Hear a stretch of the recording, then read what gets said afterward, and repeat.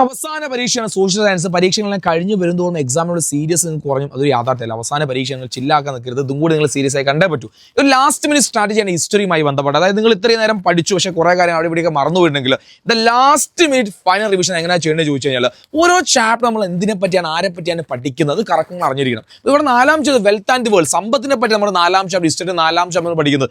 സമ്പത്ത് നേടിയെടുക്കാൻ വേണ്ടി ലോകരാജ്യങ്ങൾ നടത്തിയ കാര്യങ്ങൾ എവിടെ മുതൽ അങ്ങ് യൂറോപ്യന്മാർ കപ്പൽ വഴി യാത്ര ആരംഭിച്ച് കോളനികൾ കെട്ടിപ്പടുത്ത അവസാനം 1ാം ലോക മഹായുദ്ധം 2ാം ലോക മഹായുദ്ധം വരെ ഉണ്ടാക്കി. എന്തിനടിസ്ഥാനത്തിൽ?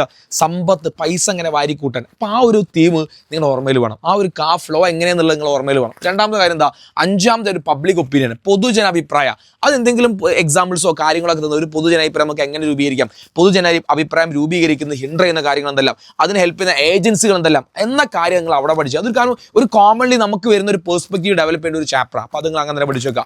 6ാമത് ഗാന്ധിജിയാണ്. മഹാത്മാഗാന്ധി ഇന്ത്യയിൽ നടത്തിയ പ്രധാനപ്പെട്ട സമരങ്ങളാണ് 6ാം ചാപ്റ്റർ പഠിക്കുന്നത്. ഗാന്ധിജിയെ പ്രധാനപ്പെട്ട ഏർലി സ്ട്രഗിൾസ് പഠിക്കണം, നാഷണൽ മൂവ്മെന്റ്സ് പഠിച്ചു വെക്കണം. അതുപോലെ തന്നെ സുഭാഷ് ചന്ദ്രബോസ് ഇമ്പോർട്ടൻ്റ് ആയ കാര്യം ഇങ്ങനെ പഠിച്ചു വെക്കുന്നത്.